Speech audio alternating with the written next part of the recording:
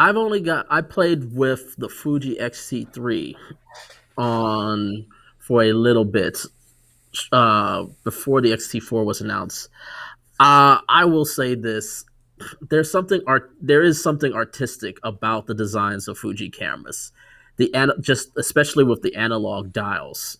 And I I'm for me it's not necessarily for me because again I like something a little bit more in a cinematic box, but I could totally see a bunch of people who, as we were talking about, we talk about one of the big selling points is those entry level cameras, Hmm. and at that price point with what this feature has, I think this is Fuji. I mean, Fuji's had a couple winners, but this is a serious winner that they have for what you get for about $900.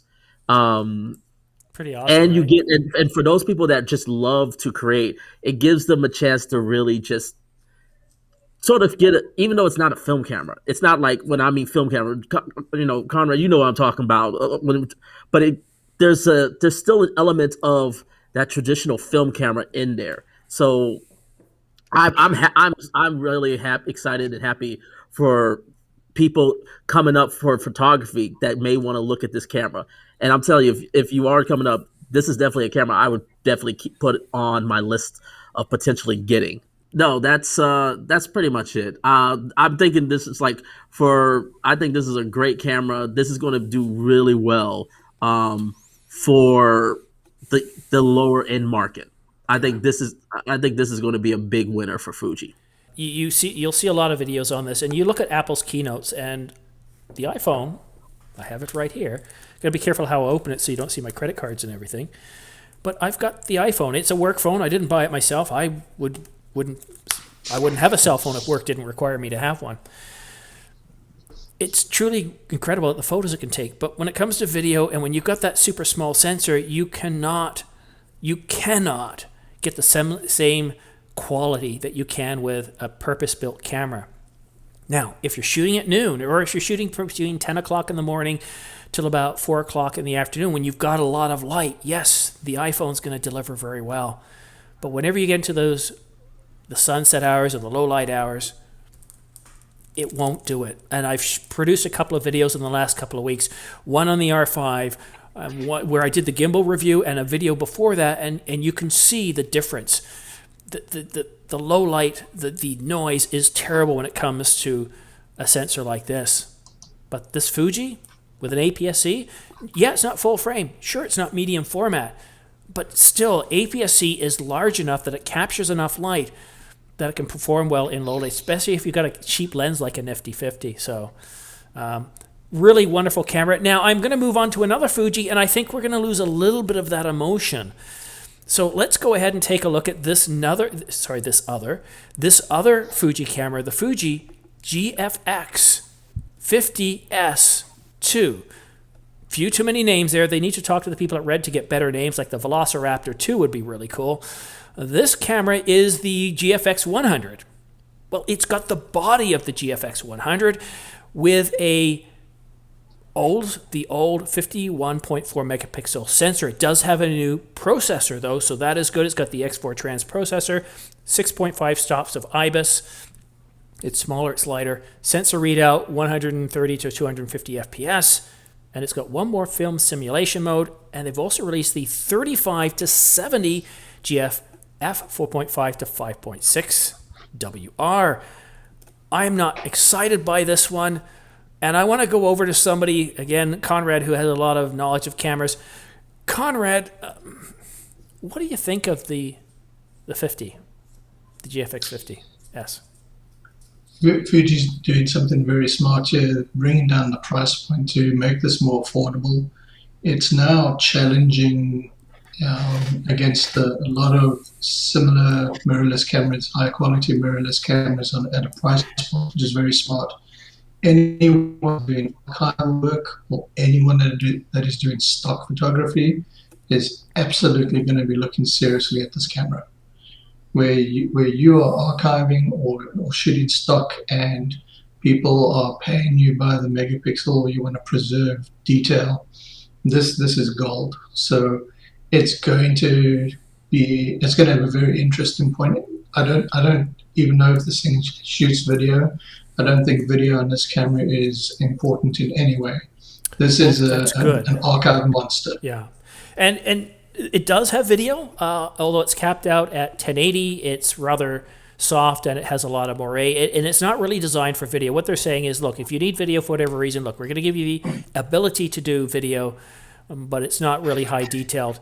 The one thing, though, Conrad, let me ask you about this, though, because this is the only thing I think is a real kind of. There's a couple of things people perceive as downers. One is that it has contrast detect autofocus, and I don't think that's a downer in this camera. Sure, if they went with a modern autofocus system with a modern sensor, then yes, you could get more frames per second. But I just said it. It's got a rather old sensor. Do you think that's going to hinder its sales? No, the contrast detect and the old sensor does not matter. You're going to be shooting this in the studio. You want higher megapixel. You want to be able to pixel peep with this. Fuji had the color science right the first time. You don't have to question them on where the color science went. But contrast the dynamic range isn't that great on this sensor. Not going to worry about that as well. If I'm a wedding photographer or a running gunner, I need dynamic range. If I'm shooting in a studio and I've got controlled everything, and I'm doing archival work, or I'm copying, or I'm going for detail, I'm as responsible for the lighting.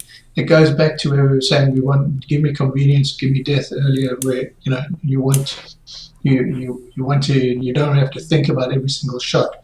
I don't want to think about every single shot, but I do want consistent results every single time. I will press every single button on the camera if I have to get the same results from the previous shoot. And when you're shooting at this level with this kind of megapixels, and when you're managing files at this level, you are shooting seriously. This is not a casual camera where you're going to be going from one environment to the next within the next 20 minutes, and you need all the dynamic range under the sun. It does That's produce, a specialized tool. Yeah, it does produce really, really detailed, incredible stills. So I certainly agree there. But these are some of the things that we're hearing when people talk about the camera. They go, oh, well, I don't know. The dynamic range isn't there. It's using an old sensor. Why can't they use a new one? But still, you're getting a medium format camera for the same price as the R5. But let me ask you, one more question. Yeah. In terms of other high megapixel camera, like what about the Sony A7R4?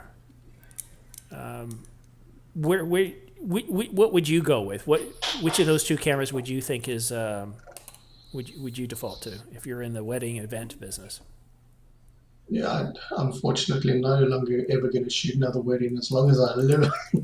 I'm never again. Amen. Amen. I've been there. No, I would rather starve to death in the gutter. I just pictured that. The horror stories. I look at this as a studio camera. This is a pure studio camera. You wouldn't be shooting a wedding with this unless you had total control over every single event in the wedding. From every single lighting aspect, and this was going to be your main camera.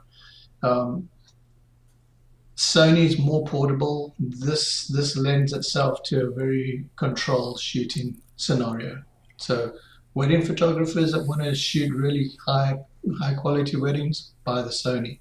If you're going to shoot in the studio all day and you have total control of your lighting, then look at a Fuji medium format sensor. Fair enough. James, Yeah, I know you're mostly a add, video. Oh, sorry, John. Why don't you take away with us? Yeah, I just wanted to make a couple of observations. Yeah, definitely the 50 and the 50S and the 100S. I mean, as Conrad said, I mean, Fuji, I should say, did a really smart thing, basically just jumping from APS-C, skipping full frame altogether, and going into medium format. Left and basically carved out a really good niche for themselves because they got some very competitive high megapixel medium format cameras that are at a much lower price point than say a Hasselblad or something like that. And these are really stills monsters. There are a couple of landscape photographers that I follow, and the images that they get, using like the Fuji 50 and the Fuji 100 are just amazing. And you talk about, and that's a genre where you really want to be able to capture as much detail as possible and be able to print as big prints as possible. And that's something you can do with this camera and the 100 megapixel version.